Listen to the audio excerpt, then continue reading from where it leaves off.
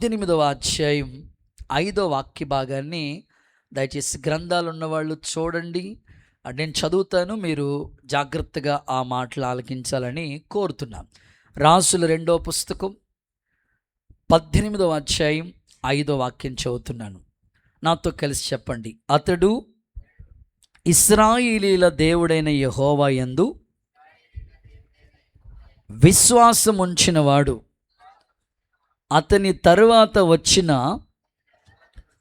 యూదా రాజులలో గాని అతని పూర్వీకులైన రాజుల్లో గాని అతనితో సమానమైన వాడు ఒక్కడునూ లేడు. ఆమేన్. గట్టిగా చప్పలు కొట్టండి ఒకసారి. ఇంతేనా? గట్టిగా కొట్టాలి. ఆమె నాతో కలిసి ఈ మాట చెప్పండి. అతనితో సమానమైన వాడు ఒక్కడునూ లేడు. ఆమేన్. ఈ వర్తమానం ద్వారా దేవుడు మిమ్మల్ని బలపరచునుగాక. ఈరోజు మీకు చెప్పాలనుకున్న సందేశం పేరేమిటంటే, నీతో సమానమైన వాడు లేడు అనండి. మీ పక్కోలి షేక్ అండి, చెప్పండి, నీతో సమానమైన వాడు లేడని. Okay, very good. ఇక్కడ పరిశుద్ధ గ్రంథం ఎంత స్పష్టంగా రాయబడి ఉందంటే, ఇక్కడ రాజుల గ్రంథంలో రాజుల చరిత్రలు రాయబడి ఉన్నాయి. ప్రత్యేకంగా యూదా రాజులు అండ్ ఇశ్రాయేల్ రాజులు ఉన్నారు. టోటల్గా 42 మంది రాజుల చరిత్ర బైబిల్ గ్రంథంలో గ్రంథస్థం చేశారు. ఎందుకయ్యా ఈ రాజుల చరిత్ర అంటే, మనకి చక్కని పాఠం. అయితే మనం చదువుకున్న రాజు పేరు హిజ్కియా రాజు. యూదా రాజుల్లో ఇతడు 13వ రాజు. అద్భుతమైన పరిపాలన చేశాడు. ఇంచుమించు 25వ సంవత్సరంలో రాజు అయ్యాడు. 29 సంవత్సరాలైన ఏక చక్రవర్తిగా అద్భుతంగా పరిపాలన చేశాడు. సో ఇతని యొక్క పరిపాలనలో రాజైన మొదటి నెల మొదటి సంవత్సరమే దేవుని మందిరం గురించి ఆలోచించాడు. దేవుని మందిరం అప్పటికే తలుపులన్నీ కూడా క్లోజ్ చేసి ఉన్నాయి, డోర్స్ అన్నీ కూడా క్లోజ్ అయి ఉన్నాయి. అతడు సింహాసనం మీద ఎక్కిన తర్వాత రాజైన మొదటి సంవత్సరమే మొదటి నెలలోనే దేవుని మందిరాన్ని బాగు చేయాలని ఆలోచన కలిగి అద్భుతంగా ఆ క్లోజ్ అయిపోయిన ఆ డోర్స్ అన్నీ కూడా ఓపెన్ చేయించాడు. నిజంగా అతడు ఎక్కడికి వెళ్ళినా దేవుడు ఆ రాజుకి విజయం ఇచ్చాడు. దేవుడు అతనికి తోడై ఉన్నాడు. అతని దగ్గర వచ్చిన రాజుల్లో అతనికి సరైన వాళ్ళు, అతనితో సరితూగగలిగిన వాళ్ళు ఒక్కడును కూడా లేకుండా అంతగా దేవుని మీద విశ్వాసం కలిగిన ఒక గొప్ప వ్యక్తిగా దేవుడు తన జీవితాన్ని అద్భుతంగా స్థిరపరిచాడు. ఈ ఉదయకాలం ఒక దైవజనుడిగా నా ప్రార్థన, ఈ మందిరంలో అడుగుపెట్టిన మీ కుటుంబాల్లో కూడా నీతో సమానమైన వాడు మరొకడు లేడు అనేటట్లుగా నీ భక్తి జీవితాన్ని దేవుడు స్థిరపరచునుగాక. కొంచెం గట్టిగా ఆమేనంటారా? హిజ్కియాలో కొన్ని మంచి లక్షణాలు ఈ ఇంట్రడక్షన్లో చెప్తాను. హిజ్కియా ఎక్కడికి వెళ్ళినా ఆయన జయాన్ని పొందుకున్నాడు.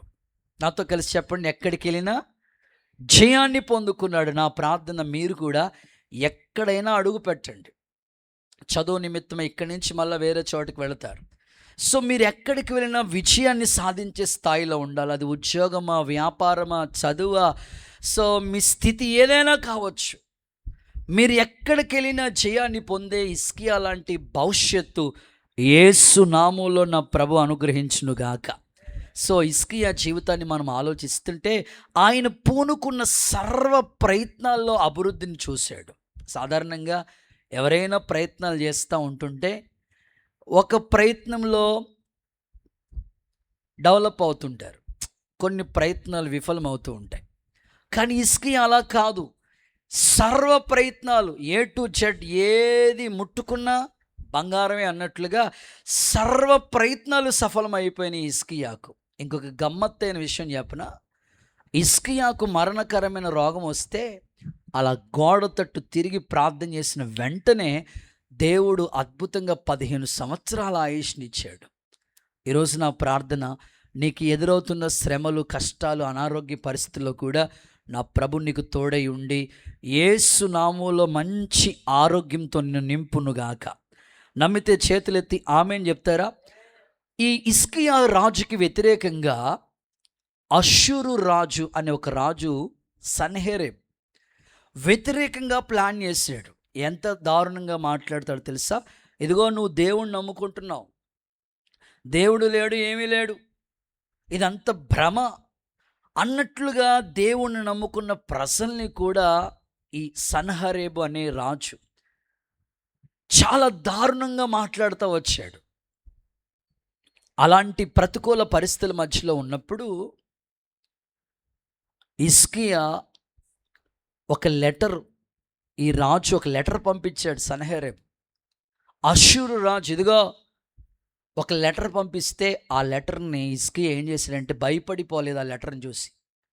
అలా దేవుని మందిరం అలా పరిచి మోకాళ్ళు వేసి ప్రార్థన చేయడం మొదలుపెట్టాడు. దేవుడు చేసిన కార్యాలు ఏంటో తెలుసా? తనకు వ్యతిరేకంగా మాట్లాడి ప్రవర్తించిన ఆ రాజు యొక్క సైన్యాన్ని ఇతడు ప్రార్థన ద్వారా ఎలా జయాన్ని పొందో తెలుసా? దేవుని పాదాల దగ్గర మోకాళ్ళు వేసి ప్రార్థన చేస్తే దేవుడు తన పక్షమందు ఒక దేవదూతని పంపించాడు. ఒక్క దేవదూత వెళ్ళి యుద్ధం చేస్తే 1,80,000 మంది శత్రువులందరూ హతమార్చబడ్డారు. చప్పళ్ళు కొడుతూ ఒకసారి యేసయ్యకి మహిమ చెల్లిస్తారా? సో చూడండి, అసలు హిజ్కియాను ఏ కోణంలో చూస్తున్నాం, ఎక్కడికి వెళ్ళినా రాణించాడు అంటారు చూసారా? సో అలాంటి గొప్ప విజయ వీరుడిగా హిజ్కియా జీవితం మనకు కనబడుతుంది. అన్నిట్లో వండర్ఫుల్ విజయాన్ని సాధించాడు. సో నా ప్రార్థన కూడా అదే. ఈ మందిరానికి వస్తున్నారు మీరు, ఎంతో దూరమైన భారమైన ఆటోలు మారి ఇబ్బంది పడుతున్నా సరే దైవ సన్నిధిని మీరు ప్రేమిస్తున్నారు. మీరు వస్తున్న ఇక్కడ నా ప్రార్థన ఏమిటంటే హిజ్కియాలాగా మీరు అన్ని విషయాల్లో విజయాన్ని పొందుదురుగాక. ఆమేన్ చెప్పండి గట్టిగా. ఇదిగో దైవ సన్నిధిని మీరు ప్రేమిస్తున్న మీ ప్రయత్నాలన్నీ దేవుడు సఫలపరచునుగాక. ఒకవేళ ఏదైనా బలహీనత అనారోగ్యం వచ్చినా దేవుని వాక్కులో ఉన్న దీర్ఘాయువు చేత దేవుడు మిమ్మల్ని తృప్తిపరచునుగాక. అలాంటి కార్యాలు ప్రభు మీకు చేయాలని, హిజ్కియాకు సమానమైన రాజు ఇంకొకడు లేడు అనేటట్లుగా తన జీవితం చరిత్రలో గ్రంథస్థం చేయబడింది. ఈరోజు నా ప్రార్థన ఏమిటంటే నీతో సమానమైన వాడు ఇంకొకడు ఉండకూడదు. ప్రస్తుతం ఇప్పుడు మనం చదువుతున్న ఈ ట్రెండ్లో ప్రతి దానికి పోటీ ఉంది. అవునా కాదా? మీరందరూ సీరియస్గా చూస్తున్నారమ్మా. నా ముఖం చూసి ఒకసారి హల్లెలూయా ఆమేన్ అందనాలో చెప్పండి అమ్మా. అయ్యో చెప్పండి పరిశుద్ధులా, ఇంకొంచెం గట్టిగా చెప్పండి హల్లెలూయా అని. సో ప్రతి దాంట్లోని పోటీ ఉంటుంది. చదువుకుంటున్నారా? చదువులో పోటీ లేదా? ఏం మాట్లాడట్లేదండి మీరు. కొంతమందికి పోటీ ఉండదులే, ఎందుకో తెలుసా? మొన్న ఆ మధ్యకాలంలో ఇంటర్మీడియట్ ఎగ్జామ్స్ రిజల్ట్ వచ్చినాయి కదా, కొంతమందికి మంచి మార్కులే వచ్చినాయి, కొంతమందికి అత్యవసర మార్కులు కూడా వచ్చి ఉంటాయి. ఏసు రక్తమే జయం. అయితే విచిత్రమైన సంగతి ఏంటంటే ఒక పిల్లోడు ఎగ్జామ్ ఫెయిల్ అయిన అస్సలు డల్గా లేడు, వాడు చాలా హ్యాపీగా ఉన్నాడు. సో ఏంట్రా బాబు వీడు ఇంత అసలే వాళ్ళ అమ్మ బాధపడుతూ కష్టపడి రెక్కలు ముక్కలు చేసుకుని చదివిస్తా ఆ కార్పొరేట్ ఆ కాలేజీలో చదివిస్తూ ఉంటుంటే వాడు ఏమాత్రం కొంచెం కూడా చలనం లేదు. ఒక సబ్జెక్ట్ ఆగిపోయిందని కొంచెం కూడా అస్సలు కలవరం లేకుండా తిరిగేస్తున్నాడు రోడ్లంపడ. వాడిని అడిగాను నేను, ఏరా బాబు ఎగ్జామ్ సంగతి ఏంటి? ఒక సబ్జెక్ట్ ఉండిపోయిందని చెప్పింది అమ్మ, నీకోసం ప్రార్థన చేయమంది. ఏంట్రా అసలు డల్గా కూడా లేవు నువ్వు, ఏంటి ఓ తిరిగేస్తున్న రిబ్బన్లు కట్టుకుని తిరిగేస్తున్న వేటరా బాబు అంటే, వాడంటాడు మా మాస్టర్ గారు అబ్బాయిదే ఫెయిల్ అయిపోయింది కదా అంటాడు. అంటే వాడి గోల్ ఏంటి? హలో చెప్పండి. వాళ్ళ మాస్టర్ గారు పాఠాలు చెప్పిన మాస్టర్ గారు వాళ్ళ అబ్బాయిదే ఎగ్జామ్ ఫెయిల్ అయిపోయింది కాబట్టి వీడికి పెద్ద లెక్కలేదట. నేను అంటాను అలాంటి వాళ్ళు గోల్ పెట్టుకోకూడదు, ఫెయిల్ అయిపోయిన వాళ్ళని గోల్ పెట్టుకోకూడదు. సో ఫెయిల్ అయిపోయిన వాళ్ళని నువ్వు గోల్ పెట్టుకుంటే నీకు అందరూ అలాంటి వాళ్ళే దొరుకుతూ ఉంటారు. సో నీ గోల్ ఎప్పుడు ఎలా ఉండాలంటే పోటీ ఉండాలండి. ఆమెను చెప్పండి ఒకసారి. పోటీ లేకపోతే ఎందులోని రాణించలేము మనం. అది ఏదైనా కావచ్చు, పోటీ ఉంటేనే అందులో రాణించగలుగుతాం మనం. సరే ఇక్కడ సందర్భం ఏమిటంటే హిజ్కియాకు సమానమైన వాడు లేడు. మరి 42 మంది రాజులు ఉన్నారు కదా, ఒక్కడ కూడా అతనికి సమానమైన వాళ్ళు రాలేదు. అంతగా దేవుని మీద విశ్వాసం ఉంది ఈ రాజుకి. నేను కూడా అదే ఆశిస్తాను. నువ్వు చదువుకుంటున్న చోట దేవుడు నిన్ను ఉన్నత స్థలంలో కూర్చోబెట్టును గాక. నువ్వు ఉద్యోగం చేసే చోట నీతో పాటు ఎంతోమంది కొలిక్స్ ఉంటారు. ఆ సంస్థానంలో దానియేలు ఒక్కడే ముఖ్యుడు అన్నట్లుగా దేవుడు నీ తలపైకెత్తి హెచ్చించునుగాక. ఎంతమంది అయినా ఉండనివ్వండి, వాళ్ళ మధ్యలో నువ్వు తలగానే కనబడాలి. ఎప్పుడు తల దించుకున్న స్థితి నీకు రాకూడదు. అది ఏదైనా కావచ్చు, దేవుడు నిన్ను ఆ స్థాయిలో చూడాలని దేవుడు కోరుకుంటున్నాడు. యేసు నామములో కృప అనుగ్రహించునుగాక. విశ్వాస జీవితం కూడా అంతే. ఏదో జనరల్ భోగిలో ఎక్కినట్లుగా చాలామంది భక్తి చేస్తూ ఉంటారు. అలా కాదు. సో ఒక ఆర్డినరీ బిలీవర్ లాగా నువ్వు ఉండకూడదు. సో నీ భక్తి ఎలా ఉండాలంటే క్వాలిటీ ఉండాలి. సో నీకు సమానమైన వాడు ఇంకొకడు లేడు అనేటట్లుగా యేసు నామములో నీ భక్తి పునాది మీద కట్టబడునుగాక. నమ్మితే ఒకసారి అందరూ ఆమేన్ చెప్తారా? సో నేను అదే కోరుకుంటాను. మా క్లాస్లో నేను చదువుకుంటున్న టైంలో, సో నేను డిగ్రీ వరకు చదివినాను. సో 10th క్లాస్, నేను 9th క్లాస్లో ప్రభుని తెలుసుకున్నాను. 10th క్లాస్లోకి వచ్చినప్పటికీ నాకు సేవ పిలుపు వచ్చింది, సేవ చేయమని. సో నాకు సేవ పిలుపు వచ్చినా సరే చాలా రోజులు వెయిటింగ్ మాట, దైవ నిర్ణయమా కాదా, ఎందుకంటే మా ఫాదరు సేవకులు కాదు కనుక చాలా కాలం వెయిటింగ్ మాట. దేవుని సన్నిధిలో చదువు విషయంలో 10thలోకి వచ్చినాను. 10thలోకి వచ్చినప్పుడు మా క్లాస్ టీచర్ ఇప్పటికీ ఉన్నారు. ఇప్పుడు ఆయన హెచ్ఎంగా చేస్తున్నారు. ఎప్పుడు మమ్మల్ని చెప్తా ఉండేవారు మాట. ఏమని చెప్పేవారంటే, నీకు ఫస్ట్ క్లాస్ రావాలని గోల్ పెట్టుకుంటే జస్ట్ పాస్ మార్క్ వస్తుంది. పాస్ మార్క్ రావాలనుకుంటే అసలే అత్యవసర మార్కులు వస్తాయి. క్లాస్ ఫస్ట్ రావాలనుకుంటే ఫస్ట్ వస్తుంది. స్కూల్ ఫస్ట్ రావాలని చదువు కనీసం క్లాస్ ఫస్ట్ వస్తుంది. ఆయన ఇచ్చిన ఆ గైడెన్స్ని బట్టి నేను అలాగే చదువుతూ ఉండేవాడు. నాతో పాటు మా చిన్నాన్నగారు అమ్మాయి పూర్ణ కానీ అసలు బాగా చదువుతూ ఉండేది మా అక్క. సో ఇద్దరు పోటీగా చదువుతూ ఉండేవాళ్ళు అన్నమాట 10th క్లాస్లో. ఎంత పోటీ అంటే ఇక ఆల్ ఇన్ వన్ అన్నమాట. సో అన్ని సబ్జెక్టులు మైండ్లోనే ఉండేవాళ్ళు. అంత కష్టపడి చదివాం. అద్భుతం ఏమిటంటే మా మాస్టర్ గారు ఇచ్చిన గైడెన్స్ని బట్టి బాగా మంచి స్కోర్ చేయాలనేటట్లుగా చదివించారు. దేవుడి దయ వల్ల నాకు క్లాస్లో ఫస్ట్ వచ్చింది. దేవునికి స్తోత్రం కలుగును గాక. సో ఎందుకు ఈ మాటలు మీకు చెప్పానంటే, ఖచ్చితంగా ప్రతి వ్యక్తి జీవితంలో గోల్ అనేది ఉండాలి. గోల్ అనేది లేకపోతే ఫ్యూచర్లో ఉన్నత స్థలానికి వెళ్ళలేం. నాకు ఈ మధ్యకాలంలో ఒక అన్న పరిచయం అయ్యాడు. ఆల్రెడీ ఆయనకి గవర్నమెంట్ జాబ్ వచ్చింది. గవర్నమెంట్ జాబ్ చేస్తున్నాడు ప్రస్తుతానికి. సో నేను ఆయన అడిగాను, అన్న మీరు గవర్నమెంట్ జాబ్ చేస్తారు కదా, సాటిస్ఫాక్షన్గా ఉన్నారా అని అంటే, లేదన్నా నేను ఎప్పటికైనా జడ్జి అవ్వాలంటున్నాడు. స్తోత్రం చెప్పండి ఒకసారి. ఏమవ్వాలంట? చూడండి వాళ్ళ గోల్ చూడండి. చాలు ఈ జాబ్తో చాలు అని అనుకోవట్లేదు, కానీ వాళ్ళ జీవితంలో జడ్జి అవ్వాలనే ఒక యాంబిషన్తో, ఒక డిజైర్తో ప్రయాసపడుతున్నారు. ఇలాగే హిజ్కియా రాజు జీవితం చూస్తే అతనితో సమానమైన వాడు ఇంకొకడు లేడు. సో అంతగా తన రాజ్యం ఆశీర్వాదకరంగా ఉంది. ఈరోజు నీ భక్తి, నీ ఆత్మీయత, ఇంకో మాటలో చెప్పాలంటే సంఘము కూడా, నా ప్రార్థన అదే. దేవుని దగ్గర నేను చాలా రోజుల నుంచి అక్క నేను కూడా కన్నీళ్లతో దేవుని పాదాలు పట్టుకుంటూ, యేసయ్య మమ్మల్ని పిలిచావు, ఈ పరిచర్య అప్పగించావు. సో నువ్వు పిలిస్తేనే మేము ఇక్కడికి వచ్చాం, కానీ మా సొంత ఆలోచనతో మేము వచ్చింది కాదు. సో ఈ పరిచర్యను ఒక ప్రణాళికతో జరిగించండి అని అడిగితే, సో ఇదే మాట ధైర్యాన్ని ఇచ్చేటట్లుగా దేవుడు మన సంఘాన్ని కూడా ఆశీర్వదించబడిన స్థితిలో ఉంచునుగాక. గట్టిగా చెప్పండి అందరూ ఆమేనని. సో అలాగా దైవికమైన కృపలో మనం సాగిపోవాలి. ఇప్పుడు నా ప్రశ్న ఏమిటంటే, ఏ ఏ విషయాల్లో నీతో సమానమైన వారు లేరు? ఏ ఏ విషయాల్లో నీతో సమానమైన వారు, నీతో సాటైన వారు లేరు అనే ఆలోచన కలిగి దేవుని వాక్యాన్ని వినగలిగితే, ఎక్కువ మాటలు కాదు కానీ 4 మాటలు చెప్తా.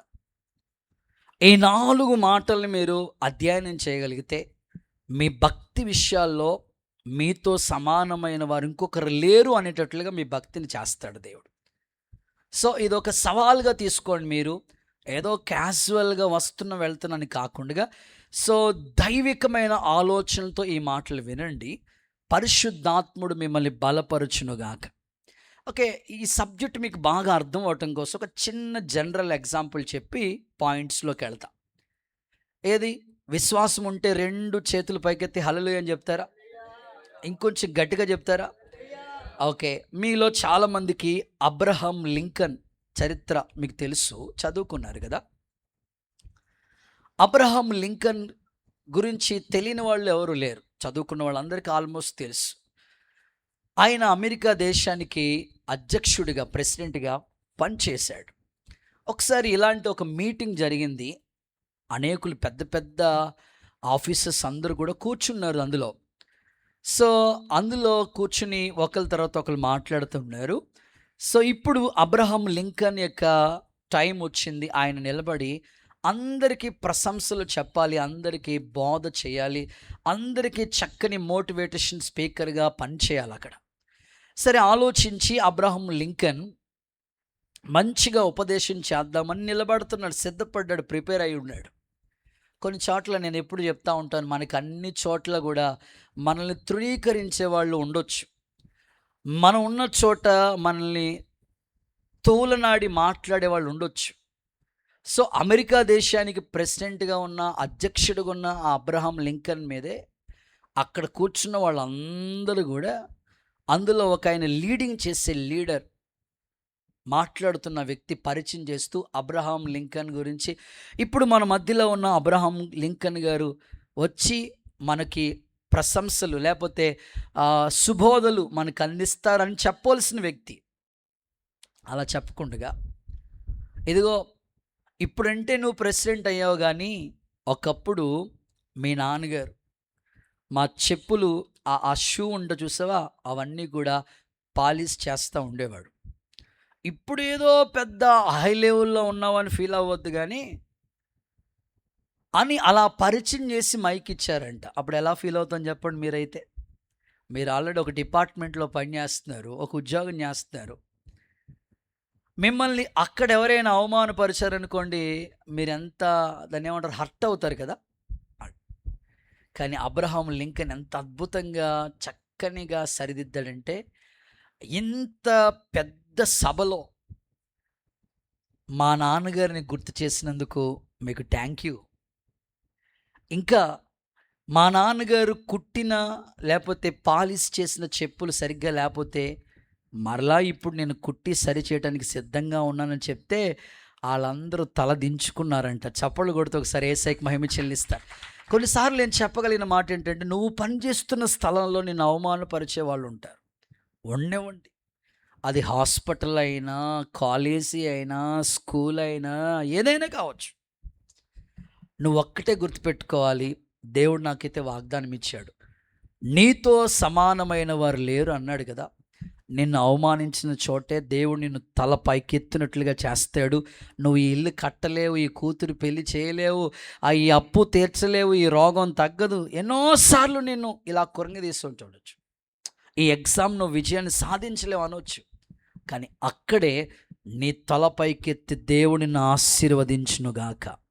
గట్టిగా ఆమెన్ చెప్పండి. రైట్. ఏ విషయాల్లో నీకు సాటైన వారు లేరో ఒక 4 మాటలు త్వరగా చెప్తాను, చదువుదామా? మొదటి మాట, ఆదికాండ గ్రంథం 41వ అధ్యాయం 39వ వచనాన్ని చదువుదాం. The book of Genesis chapter 41 verse 39. నన్న రిఫరెన్స్ ఆదికాండం 41:39. నన్న మైక్లో చదువు. మరియు ఫరో దేవుడు ఇదంతయు నీకు తెలియపరచును గనుక నీ వలె వివేక జ్ఞానం గల వారెవరు లేరు. అందరూ ఒకసారి ఆమెన్ చెప్తారా? మీ దగ్గర బైబిల్ ఉంటే చూసారు కదా, ఆ మాట టిక్ చేసుకోండి. నీ వలె జ్ఞాన వివేకం గల వారు ఇంకొకరు లేరు. సో మొదటి మాట, ఏ విషయాల్లో నీకు సాటైన వారు లేరు అని అంటే మొదటి మాట జ్ఞాన వివేకం పొందిన వారిలో అనండి. ఇంకొకసారి నాతో కలిసి చెప్పండి, జ్ఞాన వివేకం పొందిన వారితో. అంతే, జ్ఞాన వివేకం పొందిన వారితో సమానమైన వాళ్ళు, సాటైన వారు ఇంకొకరు లేరు. ఇక్కడ ఎగ్జాంపుల్ ఎవరంటే జోసెఫ్. నిజంగానే ఫరో కలగన్నాడు, దాని కల భావాన్ని చెప్పడానికి ఎవ్వరు తరం కాలేదు. అప్పుడు యోసేపుకి కబురు పెడితే వచ్చాడు, యోసేపు కల చెప్పాడు, కల భావం కూడా చెప్పాడు.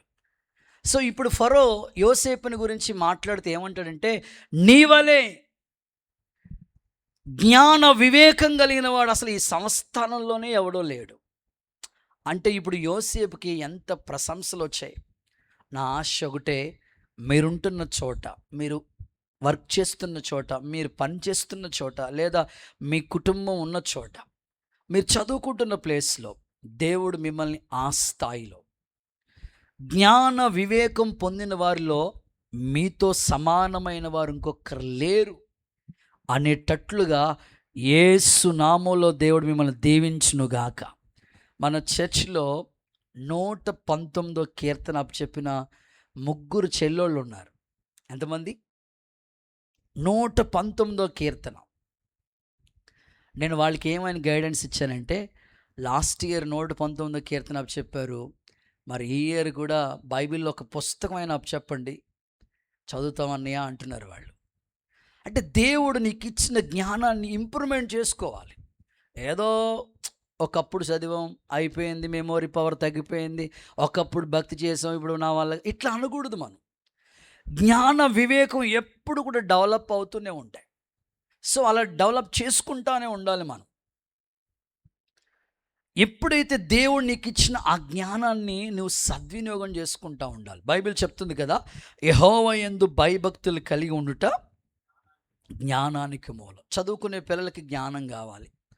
సరే, స్త్రీలందరిని అడుగుతానమ్మా, అక్కోళ్ళందరికీ వందనాలమ్మా, వందనాలకి ప్రతి వందనాలు చెప్పండి అమ్మా, అందరికి వందనాలు. జ్ఞానవంతురాలు ఏం కట్టుకుంటుందటమ్మా? మీ ఇల్లు కట్టబడాలంటే నీకు జ్ఞానం ఉండాలి. సరే, మా మగ మహారాజులు అన్నయ్యలను అడుగుతాను, అయ్యా మీ కాపురం మంచిగా ఉండాలంటే ఎలా చేయాలి? జ్ఞానంతో కాపురం చేయి. స్త్రీ బలహీనమైన ఘటమని ఎరిగి జ్ఞానంతో కాపురం చేయమని. అంటే చదువుకునే వాళ్ళకి జ్ఞానం కావాలి, కుటుంబాన్ని కట్టుకునే స్త్రీలకి జ్ఞానం కావాలి, భర్తకి జ్ఞానం కావాలి, సేవలో మరింత జ్ఞానం కావాలి. అంటే మన జ్ఞానానికి సాటైన వారు ఇంకొకరు లేరు. ఆ సంస్థానంలో ఎంతోమంది ఉన్నారు, కానీ యోసేపు లాంటోడు ఇంకొకరు లేడు. ఆ కళకి భావాన్ని చెప్పాలన్నా యోసేపే రావాలి. అంతెందుకు, ఓసారి చేతులు ఎత్తి హల్లెలూయా చెప్పండి. ఇంటికి ఎలక్ట్రికల్ వర్క్ చేయించుకుంటాం కదా, ఆ ఎలక్ట్రికల్ వర్క్ మొత్తం ఆల్మోస్ట్ మీ ఇల్లులు అన్నీ కూడా వర్క్ చేసిన వాళ్ళు ఉంటారు కదా, ఈ కరెంట్ వర్క్ చేసిన వాళ్ళు ఉంటారు, ఈ వర్క్ చేసిన ఫ్లమ్మింగ్ వర్క్ చేసిన వాళ్ళు కూడా ఉంటారు. అక్క పెద్ద అక్క ఈయనక్క ఫ్లమ్మింగ్ వర్క్ చేసిన వాళ్ళు కూడా ఉంటారు. కొన్నిసార్లు ఏమవుతుందంటే ఆ సింక్లో వాటర్ స్ట్రక్ అయిపోయి ఉంటుంది.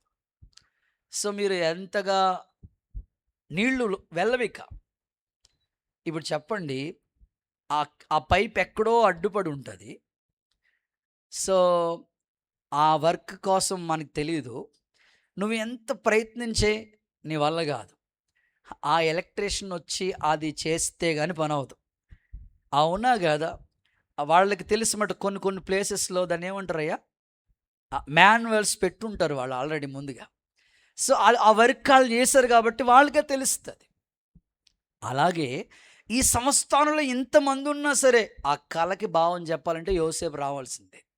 నా ప్రార్థన ఏంటంటే, మీ ఇంట్లో ఏదైనా జరగాలంటే నిన్ను అడిగే మీ ఇంట్లో పని మొదలెట్టాలి. ఒక్కరు కూడా ఆమెను చెప్పలేదు. అంత జ్ఞానం నీకు ఉండాలి, అన్ని తెలివితేటలు నీకు ఉండాలి. కనీసం మీ ఇంట్లో ఏది చేయాలని, చిన్నోడా చేయమంటావరా, పెద్దక్క చేయమంటావా అని నిన్ను అడిగేటట్లుగా ఆ జ్ఞాన సంపద నీకు దేవుడు ఇస్తాడు. నా ప్రార్థన అదే, నీతో సమానమైన వారు ఇంకొకరు లేరు అనేటట్లుగా ఆ జ్ఞానం సంపాదించుకునే విషయంలో యోసేపు లాంటి జ్ఞానం మీకు ఉండాలి. ఆ కళకి భావం చెప్పగలిగిన స్థాయి, ఆయనలో ఉన్న పరిశుద్ధత కావచ్చు. చూడండి, వాళ్ళ అన్నదమ్ములందరూ వేరే వేరే స్థితి. ఒకడేమో కట్లపాము, ఒకడేమో మెంటల్ అనుకోవాలి. అసలు ఎట్లా పడితే అట్లా మాట్లాడుతూ ఉంటాడు రూబేను. సంచలుడు, స్థిరంగా ఉండడు.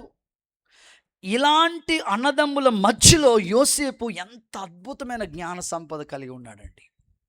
ఈరోజు నా ప్రార్థన అదే. నువ్వు ఉద్యోగం చేసినా, చదువుకుంటున్నా, ఇంట్లోనే ఉన్నా, సో నీ తోటి వాళ్ళందరిలో నువ్వు వారితో నీ జ్ఞానాన్ని పోల్చుకుంటే నీతో సమానమైన వాళ్ళు ఒకరు ఉండకూడదు.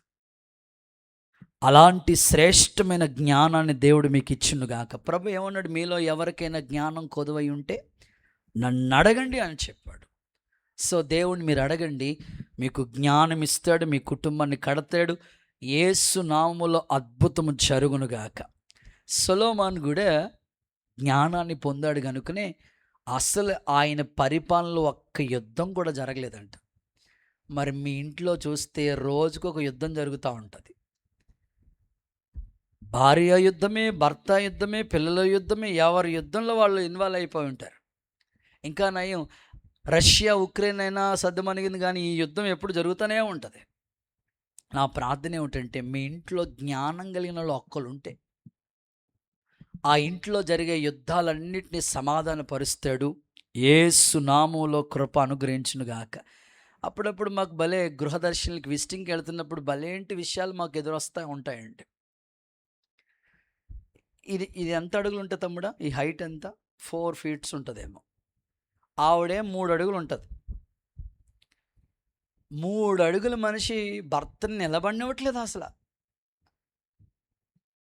నేను అనుకున్నాను, అసలు ఏంటి తల్లి ఇలా మాట్లాడుతుంది అంటే, జ్ఞానం లేని పనులు కొంతమంది చేస్తూ ఉంటారు. కొంతమంది భర్తలు కూడా జ్ఞానం లేని పనులు చేస్తూ ఉంటారు. సో మీ ఫ్యామిలీ ఆశీర్వాద కారకులుగా ఉండాలంటే జ్ఞానం లేని పనులు మాత్రం మీరు ఎప్పుడు చేయకండి. ఒక చిన్న వాక్యం చదివిస్తాను చూడండి. ఆ మాటను మీరు ఇంక్లూడ్ చేసుకుని చక్కని దైవికమైన జ్ఞానాన్ని మీరు పొందుకోవాలని నేను కోరుకుంటాను. చూడండి, లేఖనాల్లో ఈ మాటను మనం చదవగా విందాం. పరిశుద్ధ గ్రంథమైన బైబిల్ నుండి రాసుల మొదటి పుస్తకం 3వ అధ్యాయం 12వ వాక్యం చూడండి. రాసుల మొదటి పుస్తకం 3వ అధ్యాయం 12వ వాక్యం. యెహోషాపాతు రాసుల మొదటి పుస్తకం 3:12. నీవు ఇలాగున అడిగినందున నీ మనవి ఆలకిస్తున్నాను, బుద్ధి వివేకము గల హృదయం నీకు ఇస్తున్నాను.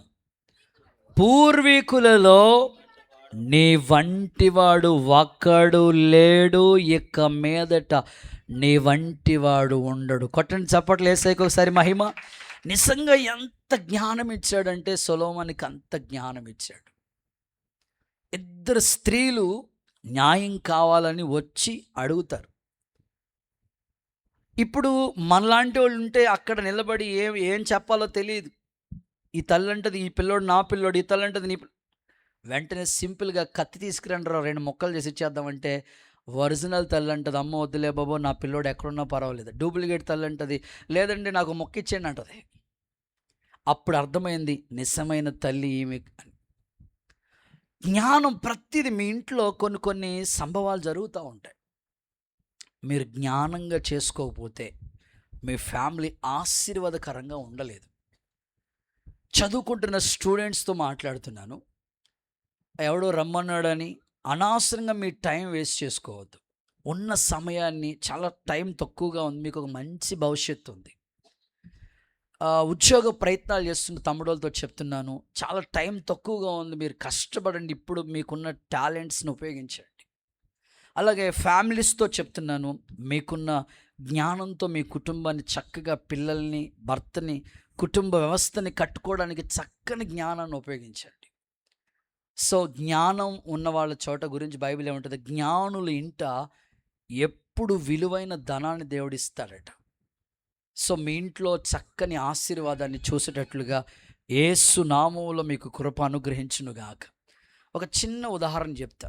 చేతులు పైకెత్తి అలా అల్లాడిస్తూ ఆమేన్ అంటారా? మా పెద్ద పాస్టర్ గారు ఒకసారి మీటింగ్స్కి వెళ్ళారు, వాక్యం చెప్పడానికని మీటింగ్స్కి వెళ్ళారు. ఇలాంటి ఉపమానాలు మీరు వింటే ఈజీగా చదువు లేని వాళ్ళు కూడా అర్థం అవడం కోసం మధ్య మధ్యలో చిన్న చిన్న సందర్భాలు చెప్పేది. వారు దేవుని వాక్యం అందించడానికని మీటింగ్స్ కానీ దేవుని వాక్యం అందించడానికని వెళ్ళారట. వెళితే ఆ మీటింగ్లో దైవ సేవకులు వాక్యం అందించారు.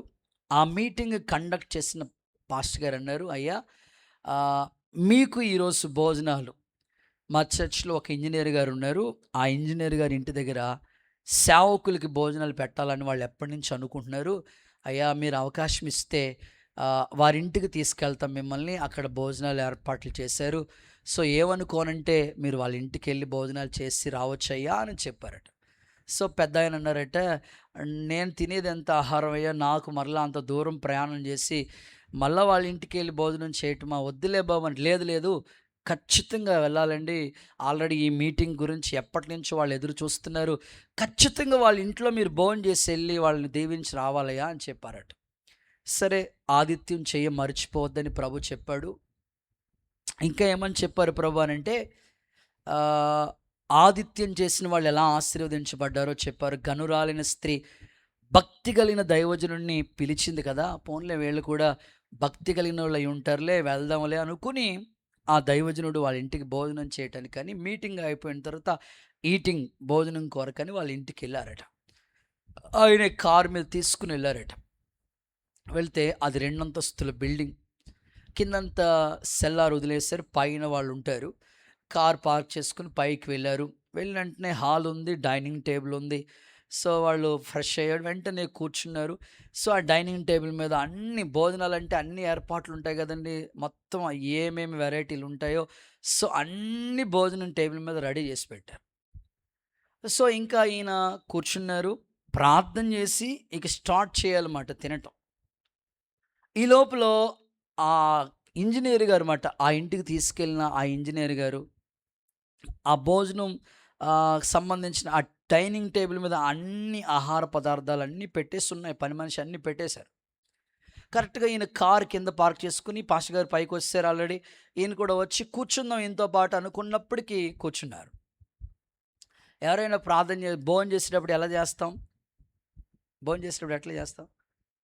కనీసం ప్రార్థన చేసుకుని భోజనం చేయడం అది అలవాటు. కొంతమందికి కృపావరం ఏంటంటే కళ్ళ ముందుకు రావాలి కానీ గుడుక్కుమని లోపలికి వెళ్ళిపోవాలన్నమాట వాళ్ళకి.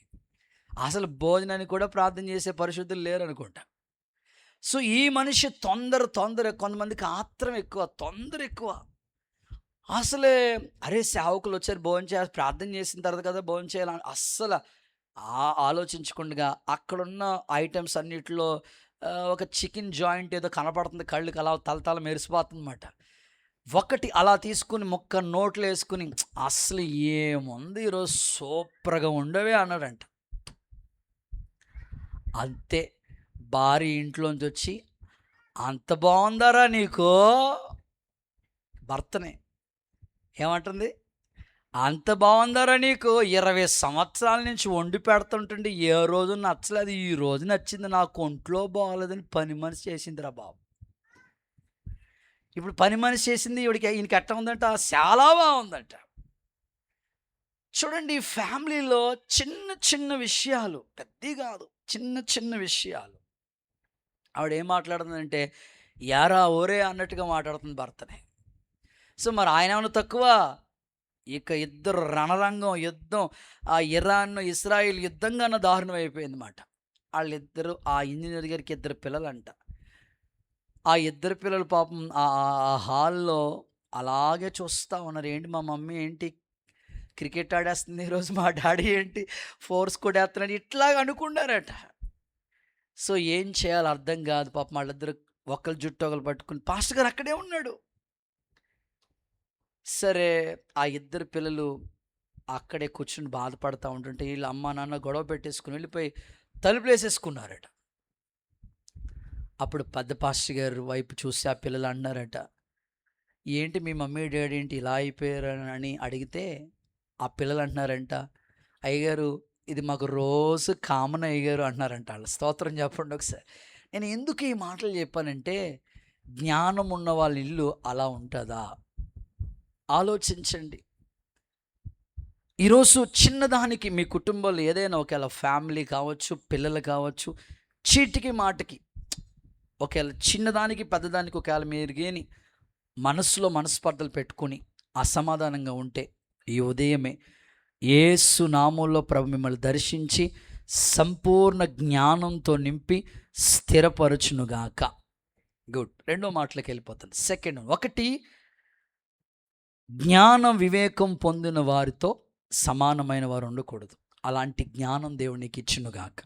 రెండు, సెకండ్ వన్, రాజుల 2వ పుస్తకం 23వ అధ్యాయం 25వ వాక్యం చదువుదాం.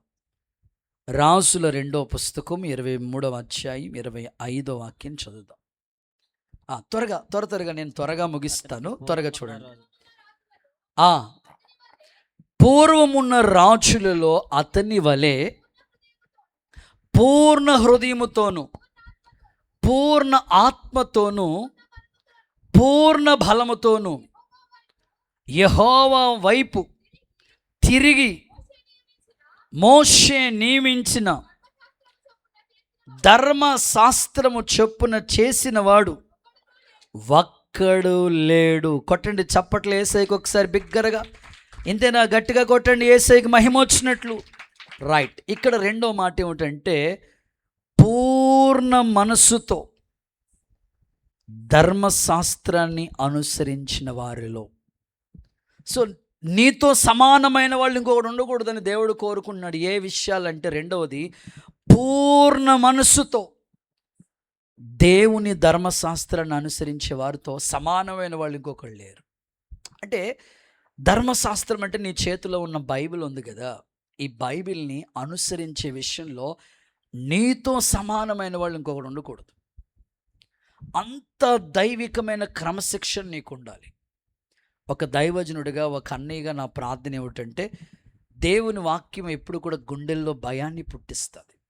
ఏదో రెగ్యులర్గా వాక్యం చదువుతున్నాం, జనరల్గా వస్తున్నాం అట్లా కాదు. కానీ వాక్యాన్ని నువ్వు ఎట్లా చూడాలంటే, ఇక్కడ ఒక రాజు మనకు కనిపిస్తున్నాడు. ఏషియా అనే ఒక రాజు కనపడుతున్నాడు. 18 సంవత్సరాలు రాజయ్యాడు. యాజకుడైన హిల్కీయాకి దొరికిన ఆ ధర్మశాస్త్ర గ్రంథాన్ని అనుసరిస్తూ ఉన్నాడు. దేవుని వాక్యం నీకు చాలా సంవత్సరాలుగా తెలుసు కదా, దేవుని వాక్యం మీ చేతిలో ఉంది కదా, పుట్టుకతోనే క్రైస్తవ పిల్లలు ఉన్నారు కదా, చిన్నప్పటి నుంచి సండే స్కూల్లో ఎదిగిన పిల్లలు ఉన్నారు కదా, మీరు దేవుని వాక్యం మీద ఎంత మనసు నిలుపుతున్నారు? దేవుడు మీ నుంచి కోరుకుంటుంది ఏమిటంటే ఈ ధర్మశాస్త్రాన్ని అనుసరించే విషయంలో నీతో సమానమైన వాళ్ళు ఇంకొకరు ఉండకూడదు.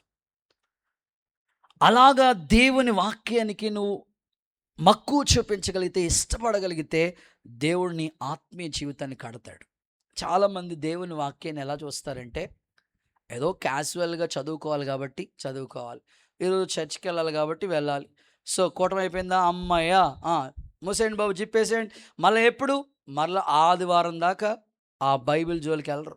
ఇంకా మహాపరిశుద్ధులు కొన్నిసార్లు బైబిల్ వదిలేసి వెళ్ళిపోతూ ఉంటారు. ఇక్కడ ఎప్పుడో ఒకసారి అనుకోవచ్చు. సో రెగ్యులర్గా వాళ్ళు సెల్ ఫోన్ వదిలేసి వెళ్తారేమో అనుకుంటాను. పొరపాటును కూడా. ధర్మశాస్త్రాన్ని నువ్వు అనుసరించే విషయంలో ఎక్కడ కూడా నీకు సాటిన వాళ్ళు ఉండకూడదు. అంతగా.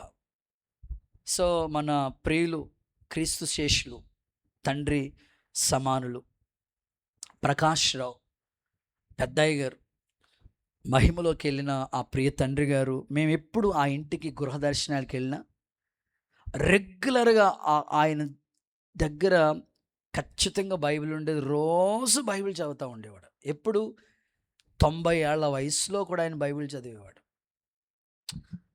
మేము ఒకవేళ పొరపాటున హడావుల్లో మర్చిపోయి వాళ్ళ ఇంట్లో వాళ్ళందరినీ పలకరించి గబగబా ఈయన పెద్ద ఆయన కదా పాపం అలసిపోయి ఉంటాడు, పండుకుని ఉంటారు అనుకుని మేము హడావుల్లో హరిబరిగా ఆయన్ని పలకరించుకోకుండా వచ్చేసాం అనుకోండి, మళ్ళీ వెంటనే ఫోన్ వచ్చేసేది. సో మమ్మల్ని ప్రార్థన చేయలేదు ఆయన, మళ్ళా ఫోన్లో ప్రార్థన చేయడం. సో రెగ్యులర్గా ఆయన అసలు ఎప్పుడు బైబిల్ వదిలేవాడు కాదు. పెద్ద వయసు. నేను కోరుకునేది ఏమిటంటే, ఇక్కడ పెద్దోళ్ళందరూ మహిమలోకి వెళ్ళిపోయిన వాళ్ళందరూ కూడా మన ముందు భక్తిని మాదిరిగా ఉంచి వెళ్ళారు. మరి మన జీవితంలో మన పిల్లలకి మాదిరి ఉంచాలంటే ఖచ్చితంగా నువ్వు ధర్మశాస్త్రం అనే వాక్యాన్ని అనుసరించాలి. వింటున్నారు ఓకే, రాసుకుంటున్నారు ఓకే, కానీ అనుసరించి ఫాలో అయ్యే వాళ్ళు ఎంతమంది? దేవుడు నీ నుంచి కోరుకుంటానంటే నీకు సాటైన వాళ్ళు ఇంకొకరు ఉండకూడదు. ఏ విషయంలో అంటే ధర్మశాస్త్రాన్ని అనుసరించే విషయంలో నీకు సమానమైన వాళ్ళు ఇంకొకరు ఉండకూడదు. ఈ వారం ఈ వాక్యం విన్నావా, కోపం మానే అని ఆ సబ్జెక్ట్ మీరు విన్నారనుకోండి, ఆ రోజు నుంచే కోపానికి పులి స్టాప్ వచ్చేసేయాలి. సమాధాన పడు అనే మాట విన్నావా, ఆ రోజు నుంచే సమాధానం. అశ్రద్ధగా ఉండొద్దు అని ఆ మాట విన్నావా, ఆ రోజు నుంచి నీలోకి అశ్రద్ధ రాకూడదు. ఇట్లాగా ధర్మశాస్త్రాన్ని అనుసరించే విషయంలో నీతో సమానమైన వాళ్ళు ఇంకొకరు ఉండకూడదు. అంత భక్తి నువ్వు చేయగలగాలి. నా ప్రార్థన, యేసు నామములో కృప నీకు అనుగ్రహించునుగాక. ఎందుకు ధర్మశాస్త్రాన్ని మనం అనుసరించాలో ఒక్క వాక్యం చదివిస్తాను చూడండి. యెహోషువ పుస్తకం 1వ అధ్యాయం 8వ వాక్యం చూడండి. యెహోషువ పుస్తకం 1వ అధ్యాయం 8వ వాక్యం చూడండి. జాషువా చాప్టర్ 1:8. ఈ ధర్మశాస్త్ర గ్రంథాన్ని నువ్వు బోధింపక తప్పిపోకూడదు, దానిలో రాయబడిన వాటన్నిటి ప్రకారం చేయటాన్ని నువ్వు జాగ్రత్త పడాలి. దివారాత్రులు దాన్ని ధ్యానించాలి. నీ మార్గాల్ని అప్పుడు నువ్వు వర్ధిల్ల చేసుకుని చక్కగా ప్రవర్తిస్తాడు. నువ్వు బ్రతుకు దినముల్లో ఏ మనుషుడు నీ ఎదుట నిలవలేడు. ఇక్కడ యెహోషువ వాళ్ళ గురువు గారు మోషే చనిపోయాడు. సాధారణంగా తల్లిదండ్రులు ఉన్నప్పుడు భయం ఉంటుంది, గురువు గారు ఉన్నప్పుడు శ్రద్ధ ఉంటుంది.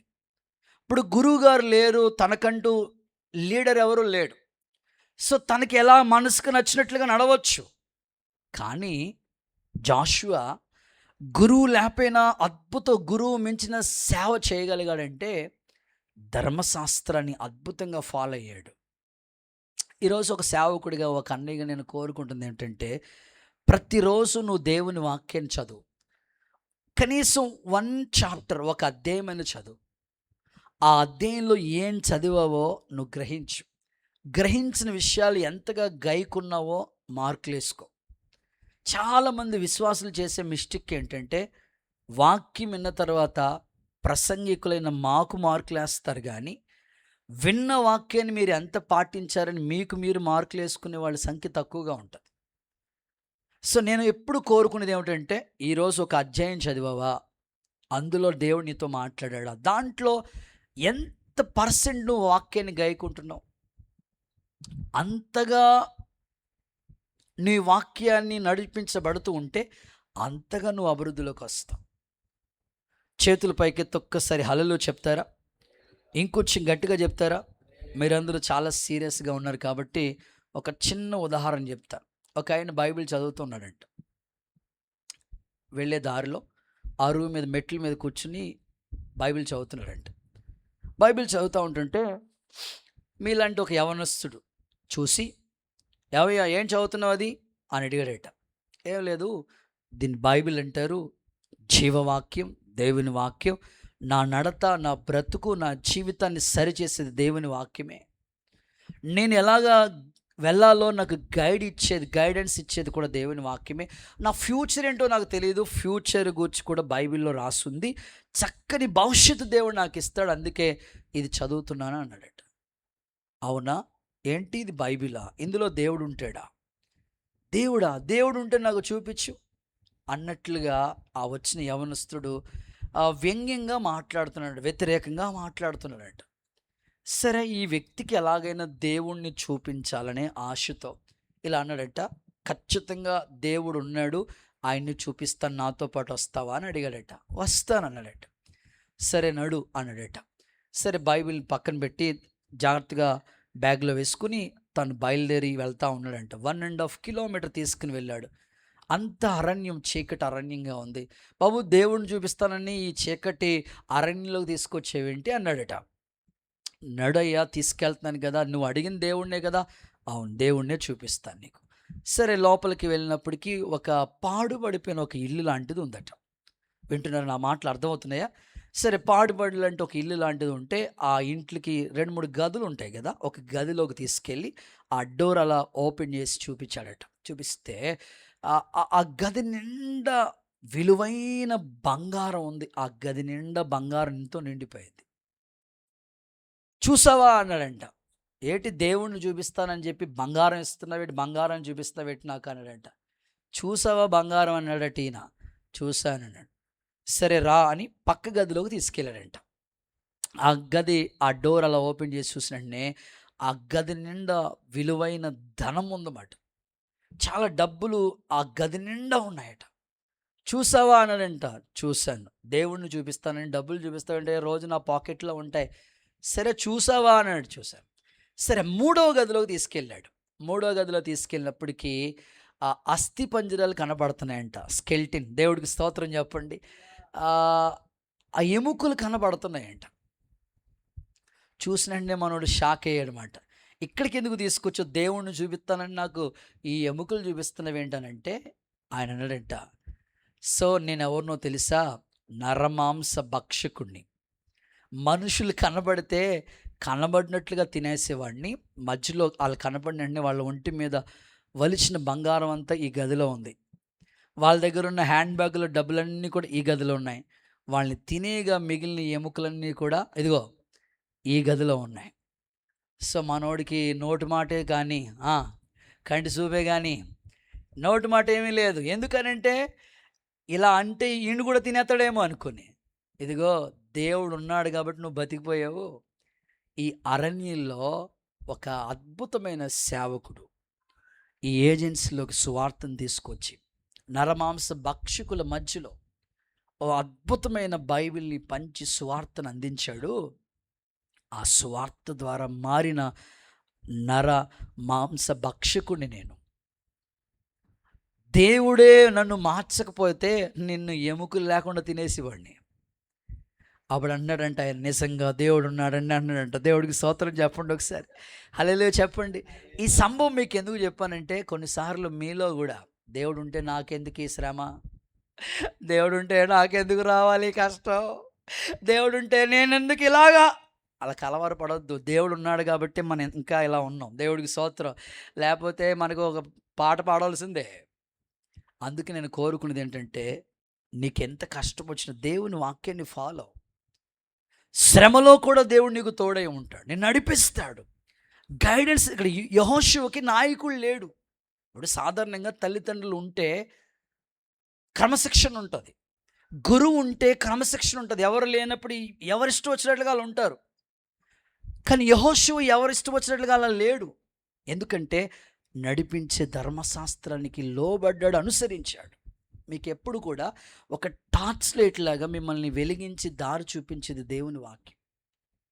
మీ ఫ్యూచర్ను గురించి ప్లాన్స్ ఇచ్చేది దేవుని వాక్యం. అందుకే ధర్మశాస్త్రాన్ని అందరూ వింటారు, విని వదిలేసేటట్లుగా కాదు, అనుసరించే స్థాయికి నువ్వు వస్తే నీతో సాటైన వాళ్ళు ఇంకొకరు ఉండరు. ఆమేన్ చెప్పండి గట్టిగా, హుషారుగా హల్లెలూయా చెప్పండి. రైట్, ఇక మూడో మాటలోకి వస్తాను. 1, జ్ఞాన వివేకం పొందిన వారితో సమానమైన వారు ఉండకూడదు. నెంబర్ 2, పూర్ణ మనసుతో ధర్మశాస్త్రాన్ని అనుసరించే వారితో సమానమైన వాళ్ళు ఉండకూడదు. ఇక మూడో మాట చెప్పేస్తాను, త్వరగా ముందుకెళ్దాం. మూడోది, యోబు గ్రంథం 1వ అధ్యాయం 8వ వచనం చూడండి. యోబు అందుకు యెహోవా 1:8. అందుకు యెహోవా, నీవు నా సేవకుడైన యోబు సంగతి ఆలోచించావా? అతడు యథార్థవంతుడు న్యాయవంతుడు, దేవుని యందలి భయభక్తులు కలిగి చెడుతనాన్ని విసర్జించిన వాడు భూమి మీద టిక్ చేయండి, అతని వంటి వాడు చెప్పండి లేడు. హల్లెలూయా, హుషారుగా చెప్పండి హల్లెలూయా అని. మూడవదిగా, యథార్థమైన భక్తి గల వారితో అనండి, నాతో కలిసి చెప్పండి, యథార్థమైన భక్తి గల వారితో సమానమైన వాళ్ళు ఒకడు ఉండకూడదు అన్నమాట. యోబు గురించి ఏమని ప్రభు మాట్లాడతారంటే, అతని వంటి వాడు లేడు. అసలు ఆ దేశంలోనే ఊచు అనే దేశంలో యోబు లాంటి యథార్థవంతుడు కానీ, యోబు లాంటి భక్తిపరుడు కానీ, యోబు లాంటి జెన్యూన్ పర్సన్ కానీ ఇంకొకడు లేడు. సో దేవుని సన్నిధిలో యోబు గురించి చరిత్రకారులు ఏమని చెప్పారంటే, మనమట యోబు భక్తితో మన భక్తిని కానీ క్యాలిక్యులేషన్ చేసుకుంటే ఓకే, యోబు భక్తితో మన భక్తిని కానీ క్యాలిక్యులేషన్ చేసుకుంటే ఎలా ఉందో తెలుసా? యోబ్ అనే పేరు కింద రాసి, ఆ నేల మీద రాసి, లేకపోతే ఒక చెక్క మీద రాసి, ఒక పేపర్ మీద రాసి, ఆ పేరు కూడా మనం అట్టుకోవడానికి ముట్టుకోవడానికి కూడా అర్హత లేదంట మనకి. అంత యథార్థమైన భక్తి చేశాడు యోబు. అసలు యోబు భక్తికి ఇప్పుడు ఉన్న భక్తికి ఎంత తేడా అండి. 6 బాధలు వచ్చినాయి యోబుకి. నీకు ఒక్క బాధ వస్తేనే దేవుడు ఉన్నాడా, ఉంటే ఆయనకి కళ్ళు ఉన్నాయా అంటారు. ఇంకో మాటలో చెప్పాలంటే, ఎవరికైనా 2 ఆడపిల్లలు పుట్టారనుకోండి, ఇక శ్లోకాలు ఎక్కువ వచ్చేస్తూ ఉంటాయి. దేవుడికి స్తోత్రం. 2 వారాల దాకా చచ్చి కనపడరు. ఏమ్మా అంటే, యేసు బాబు ఆడపిల్లలు ఇస్తాడా అంటారు. అసలు యోబుకి 6 రకాల బాధలు, రవాణా సౌకర్యం ఆగిపోయింది, పశు సంపద ఆగిపోయింది, ఆకాశం నుంచి అగ్ని వచ్చి మొత్తం అంతా ఆర్థిక సంపదని నాశనం చేసేసింది, ఒకే రోజు పిల్లలు చనిపోయారు, భార్య ఏమో బాధ పెడుతుంది. ఇన్ని బాధల్లో కూడా దేవుణ్ణి ఒక్క మాట కూడా అనలే. చూసారా?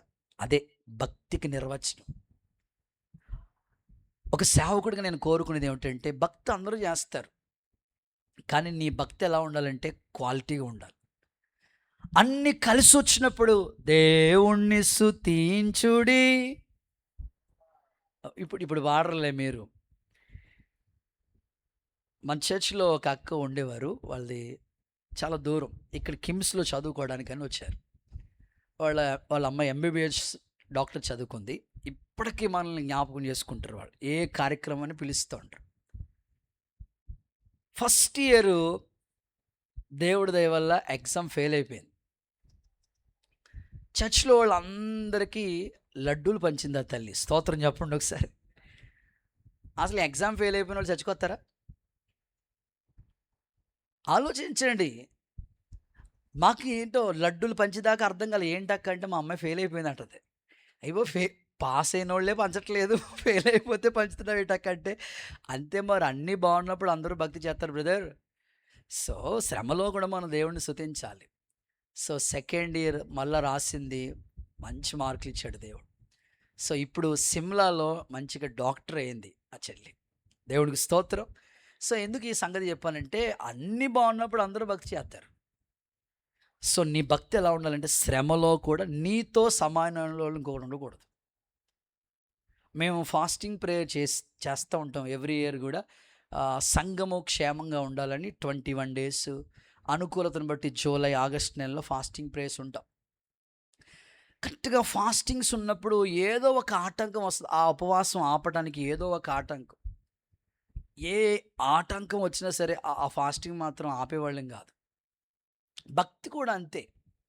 శ్రమలు రావు. సద్భక్తితో బ్రతకాలనుకున్న వాళ్ళకి శ్రమ వస్తుంది అన్నాడు. భక్తి అన్నీ బాగున్నప్పుడు చేస్తారు అందరూ. నువ్వు అలా కాదు, కానీ యథార్థమైన భక్తితో నీ భక్తి ఆరిపోకుండా వెలుగుతున్న దీపం వల్లే నీ భక్తిని దేవుడు స్థిరపరచునుగాక. ఓకే, చివరి మాట, ఆఖరి మాట చెప్పి ముగిస్తా.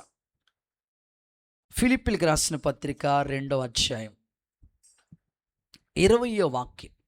నీతో సమానమైన వాళ్ళు ఉండకూడదు. ఏ విషయంలోనంటే, ఫిలిప్పీ పత్రిక 2:20 చూడండి.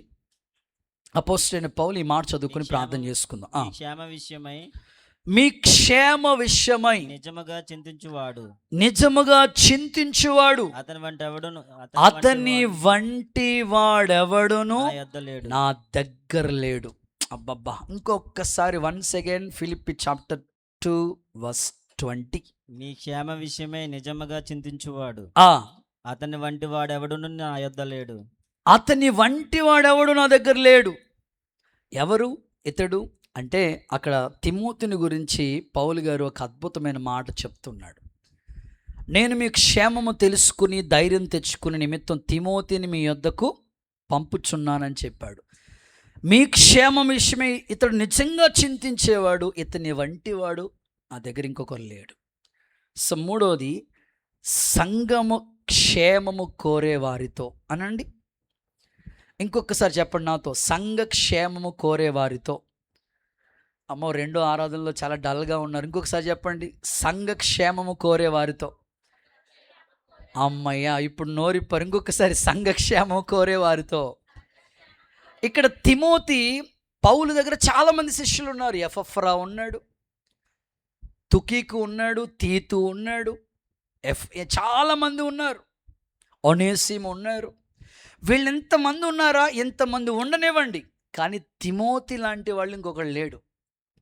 తిమోతి డ్యూటీ ఏంటంటే, ఒక తండ్రికి కొడుకు ఎలా సేవ చేస్తాడో పౌలు దగ్గర అంత నమ్మకంగా పనిచేశాడు తిమోతి.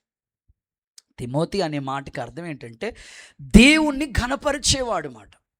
ఎక్కడ దేవుణ్ణి ఘనపరిచే విషయంలో వెనక్కి ఉండేవాడు కాదు తిమోతి. సో నిజంగా సంఘక్షేమం కోరే వారి విషయంలో పౌలు గారి దగ్గర తిమోతి లాంటి వాళ్ళు ఇంకొకరు లేరు. సో నేను కోరుకుంటున్నాను, అందరూ దేవుని మందిరానికి వస్తున్నారు, అందరూ మేలు పొందుకుంటారు, వెళ్ళిపోతూ ఉంటారు.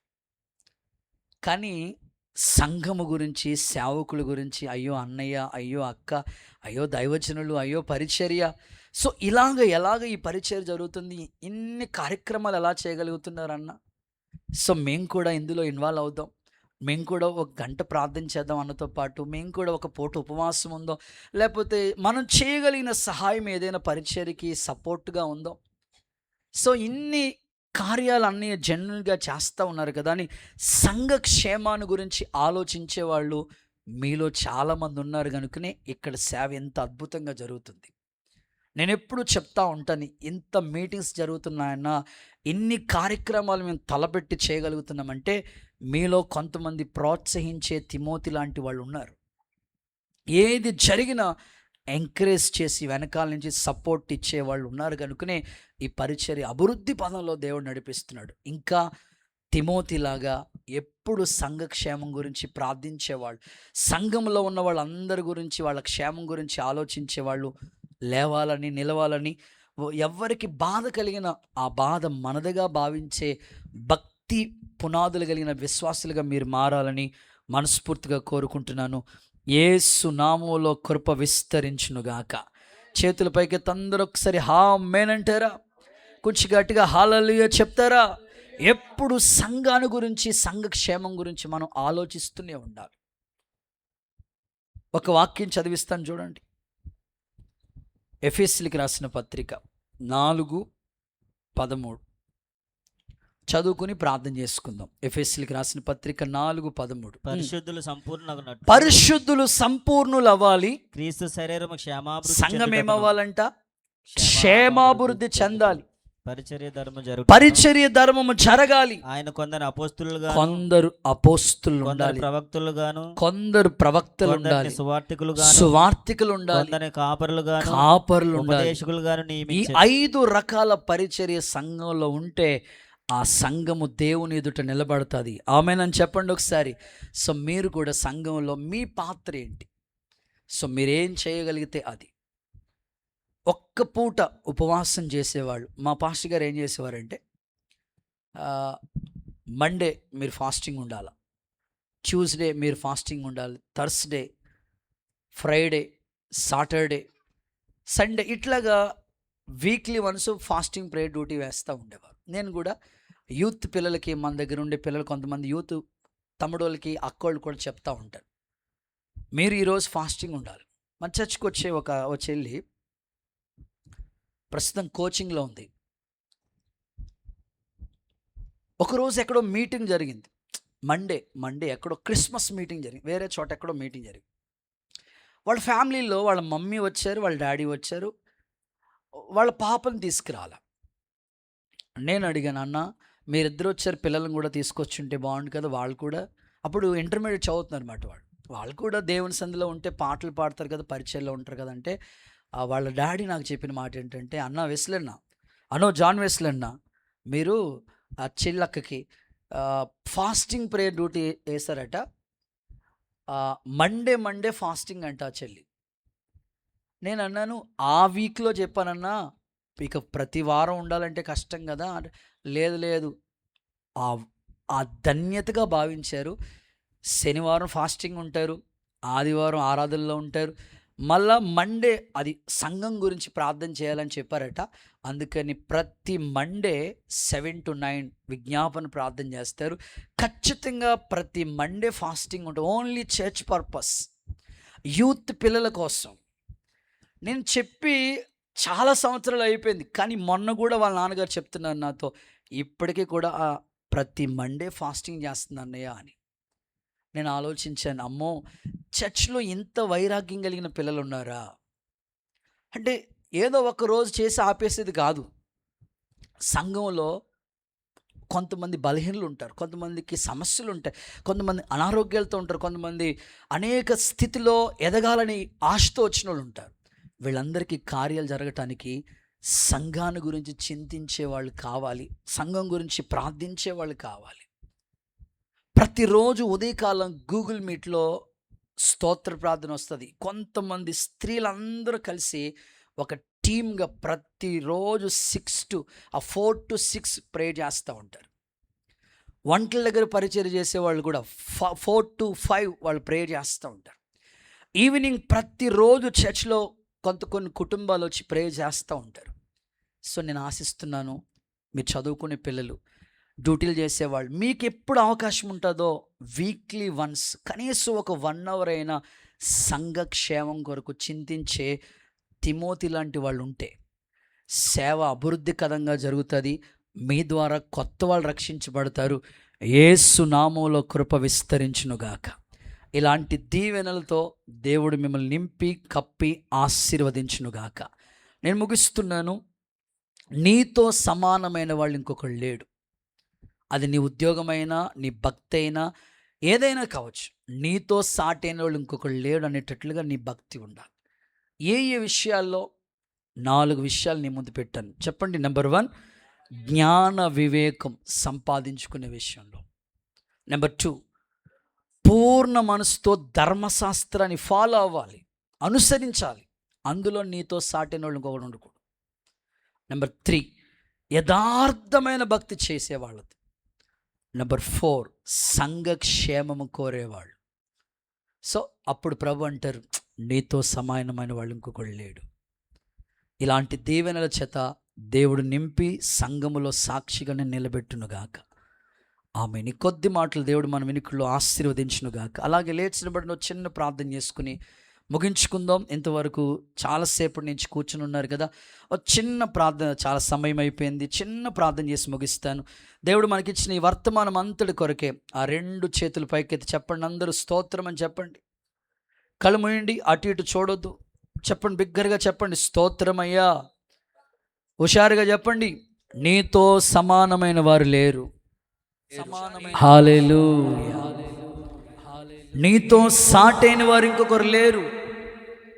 అలాంటి భక్తి చేయటానికి యేసు నామములో నా ప్రభు నీకు కృపనిస్తున్నాడు. 2 చేతులెత్తి అందరూ చెప్పండి, స్తోత్రం స్తోత్రం స్తోత్రం.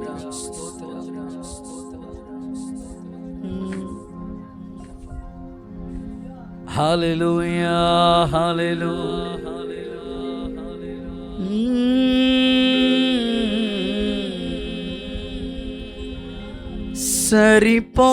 సరిపోల్చగలనా నీ సామర్థ్యమును, కొనియాడదగినది నీ తేజం. నా ధ్యానం, చేతులు పైకెత్తండి, నీవే యేసయ్యా. సరిపోల్చగలనా నీ సామర్థ్యమును, కొనియాడదగినది నీ దివ్య తేజం. నా ధ్యానం ప్రాణం నీవే.